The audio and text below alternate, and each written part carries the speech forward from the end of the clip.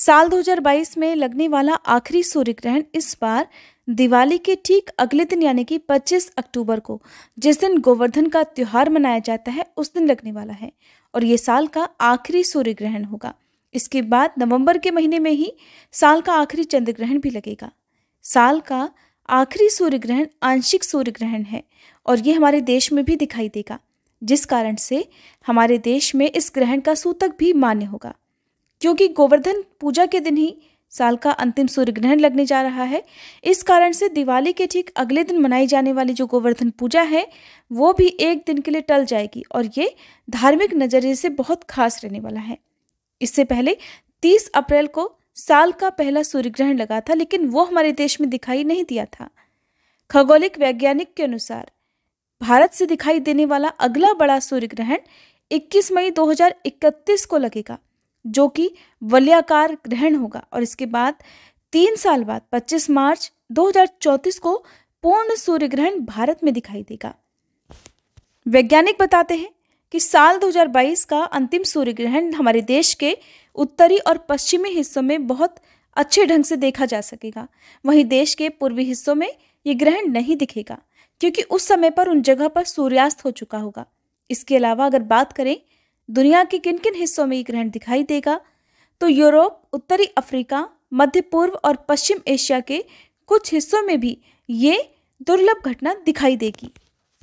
अमावस्या के दिन सूर्य, चंद्रमा और पृथ्वी लगभग एक लाइन में आ जाते हैं और ऐसे में जब सूर्य और पृथ्वी के बीच में चंद्रमा आ जाता है तो उस घटना को सूर्य ग्रहण कहते हैं, क्योंकि उस समय पृथ्वी पर सूर्य का प्रकाश पूरी तरह से नहीं पड़ता है। 25 अक्टूबर को भी सूर्य, चंद्रमा और पृथ्वी लगभग सीधी रेखा में रहेंगे, जिससे चंद्रमा आंशिक रूप से कुछ समय के लिए सूर्य को ढकता हुआ दिखाई देगा और जिससे आंशिक सूर्य ग्रहण की स्थिति बनेगी। इस ग्रहण के दौरान हमारे देश में सूर्य का 55% हिस्सा चंद्रमा से ढका होगा। और अगर बात करें हमारे देश में इस ग्रहण के समय की, तो नई दिल्ली में ये ग्रहण शाम करीब 4:29 से शुरू होगा और सूर्यास्त के साथ 6:09 पर समाप्त हो जाएगा। क्योंकि 22 अक्टूबर को इस बार धनतेरस का त्यौहार मनाया जाएगा और अगले दिन 23 तारीख को रूप चतुर्दशी मनेगी और इस कारण से 24 अक्टूबर को ही इस बार शाम को दिवाली का त्यौहार मनाया जाएगा। इस बार छोटी दिवाली और बड़ी दिवाली एक दिन ही मनाई जाएगी। 25 तारीख को आंशिक सूर्य ग्रहण होने से हमारे हिंदू धर्म में इस दिन कोई भी त्यौहार नहीं मनाया जाएगा। 26 तारीख को गोवर्धन पूजा रहेगी और 27 तारीख को भाई दूज का त्योहार मनाया जाएगा।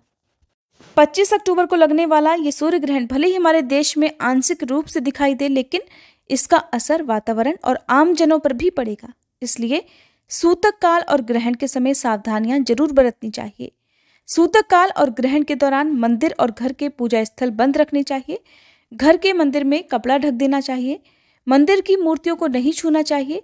किसी तरह के खाने पीने से परहेज करना चाहिए। बच्चे, बूढ़े और बीमार सूर्य ग्रहण प्रारंभ होने से पहले खाना खा लें। ग्रहण की जो कुल अवधि है उसमें आप जितना हो सके किसी विशेष मंत्र का जाप, धार्मिक पुस्तकें आप पढ़ सकते हैं। इसके अलावा आप ध्यान भी इस दौरान कर सकते हैं। ग्रहण की कुल अवधि में किया गया कोई भी दान बहुत ज़्यादा पुण्य देने वाला होता है। ग्रहण समाप्त होने के बाद स्नान करके मंदिर और अपने पूरे घर में गंगा जल छिड़ककर पवित्र करना चाहिए। नदियों में भी आप स्नान कर सकते हैं। इसके बाद आपको अपने अपने धर्म की मान्यताओं के अनुसार पूजा पाठ करनी चाहिए। सूर्य ग्रहण का सूतक 12 घंटे पहले प्रारंभ हो जाता है। इसलिए अगर बात करें कि इस ग्रहण का सूतक कब से प्रारंभ होगा, तो 25 अक्टूबर की सुबह 4 बजे से इस ग्रहण का सूतक प्रारंभ हो जाएगा। ग्रहण शाम 4:30 पर अपने चरम पर रहेगा और इस समय से हमारे देश के जिन जिन हिस्सों में ये दिखाई देना होगा वहां पर दिखना शुरू हो जाएगा।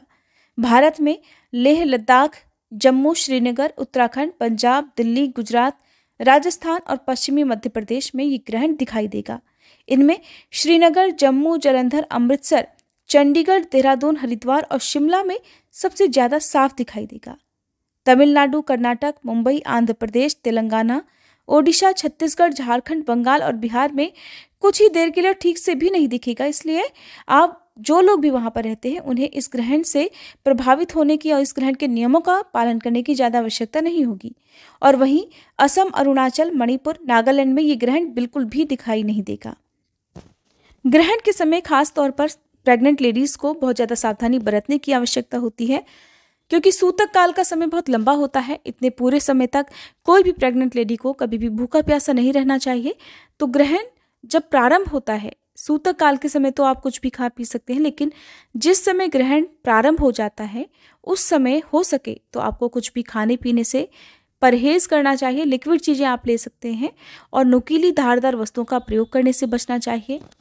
अगर ग्रहण की बुरी शक्तियों से, बुरे प्रभाव से बचना चाहते हैं तो अपने पास पानी वाला एक नारियल रखें। हिंदू धर्म की मान्यताओं के अनुसार गर्भवती महिलाओं के सिरहाने पर या उनके हाथ में तुलसी जी के पत्तों का अर्क लगा दिया जाता है, तुलसी जी की पत्तियां रख दी जाती हैं और इसके अलावा आप गाय के गोबर का उपला भी अपने आसपास रख सकते हैं। ग्रहण की समाप्ति के बाद आप इन तुलसी जी की पत्तियों को या फिर गाय के गोबर के उपले को या नारियल को नदी में प्रवाहित कर सकते हैं। ये जानकारी अगर आपको पसंद आई हो तो वीडियो को लाइक करके चैनल को सब्सक्राइब जरूर कीजिएगा।